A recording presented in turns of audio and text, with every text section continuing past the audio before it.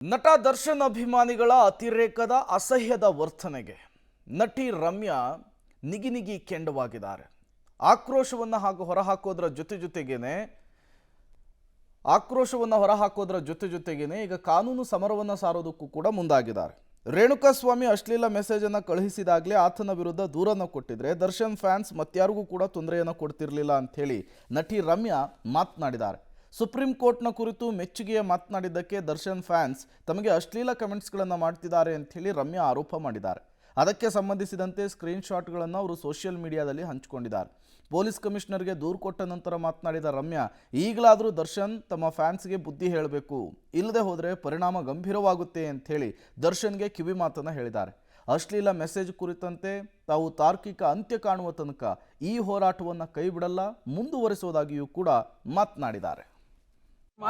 ದರ್ಶನ್ ನಿಮ್ಮ ಸಹ ಕಲಾವಿದ, ನೀವು ಹಿಂದೆ ಕೂಡ ಅವ್ರ ಜೊತೆ ಆಕ್ಟ್ ಮಾಡಿದ್ದೀರಾ. ನೀವೇನಾದ್ರು ಇವತ್ತು ಆ ವಿಚಾರವಾಗಿ ಈ ತರ ಆಗಿರಿ, ನೀವೇನಾದ್ರು ಒಂದು ಮೆಸೇಜ್ ಹಾಕಿ ಅಥವಾ ಫೋನ್? ಇಲ್ಲಪ್ಪ, ನಾನು ಯಾವತ್ತೂ ಇಂಡಸ್ಟ್ರಿ ಅವ್ರ ಹತ್ರ ನಾನೇನು ಅಷ್ಟು I don't keep direct touch. ಏನಿದ್ರೆ ಅಷ್ಟಕ್ಕಷ್ಟೇ ಕೆಲಸ ಅಷ್ಟೇ ಬಿಟ್ಟು ನಾನು I don't mingle much. So ಹಾಗಾಗಿ ಅವ್ರ ನಂಬರು ಇಲ್ಲ ನನ್ನ ಹತ್ರ and I am not in touch with. ಒಂದು ಮದುವೆಯಲ್ಲಿ ಸಿಕ್ಕಿದಾಗ ಮಾತಾಡ್ಸಿದ್ರು, but this is before Renukaswamy. ಅವಾಗ ಚೆನ್ನಾಗೇ ಮಾತಾಡ್ಸಿದ್ರು, ನಾನು ಚೆನ್ನಾಗಿ ಮಾತಾಡ್ಸಿದೆ ಅಷ್ಟೇ. ಈ ಇನ್ಸಿಡೆಂಟ್ ಆದ್ಮೇಲೆ ಸೋಷಿಯಲ್ ಮೀಡಿಯಲ್ಲಿ ಹಾಕಿದ್ದೀರಾ, ತುಂಬಾ ಕಡೆ ಮೀಡಿಯಾದಲ್ಲೂ ಬಂದಿದೆ. ದರ್ಶನ್ ಒಂದು ವಿಡಿಯೋ ಮಾಡಿ ಬಿಡ್ಬೋದಿತ್ತಲ್ಲ ಮೇಡಮ್, ಈ ರೀತಿಯಾಗಿ ಮಾಡಬಾರ್ದು, ಫ್ಯಾನ್ಸ್ಗಳು ಈ ತರ ಮಾಡಬಾರ್ದು ಅಂತ ಒಂದು ವಿಡಿಯೋ ಮಾಡ್ಬೋದಿತ್ತು. ಈ ವಿಚಾರದಲ್ಲಿ ಜವಾಬ್ದಾರಿ ಇಲ್ವಾ ಅಂತ?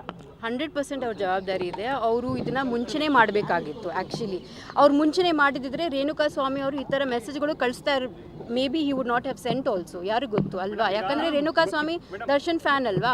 ಅವ್ರು ಮುಂಚೆನೇ, ನಾನು 2 ವರ್ಷ ಮುಂಚೆನೇ ಹೇಳಿದ್ದೆ ಈ ಥರ ಆಗ್ತಾ ಇದೆ ಅಂತ. ಅಟ್ಲೀಸ್ಟ್ ಅವಾಗ ಏನಾದರೂ ಅವ್ರು ಕ್ರಮಕ್ಕೆ ತೊಗೊಂಡಿದ್ರೆ, ಈ ಥರ ಅವ್ರ ಫ್ಯಾನ್ಸ್ಗೆ ಹೇಳಿದಿದ್ರೆ ಮೇ ಬಿ ರೇಣುಕಾಸ್ವಾಮಿ ಇನ್ಸಿಡೆಂಟ್ ಆಗದೇ ಇರ್ಬೋದೇನೋ. 1 ಸೆಕೆಂಡ್ ಸರ್. ಪವಿತ್ರ ಗೌಡಂಗೆ ಮೆಸೇಜ್ ಮಾಡಿಕ್ಕೆ ರೇಣುಕಾಸ್ವಾಮಿಗೆ ಅಂತ ಶಿಕ್ಷೆ ಆಯಿತು. ಈಗ ನಿಮಗೂ ಮೆಸೇಜ್ ಮಾಡಿದ್ರೆ ಯಾವ ಥರ ಶಿಕ್ಷೆ?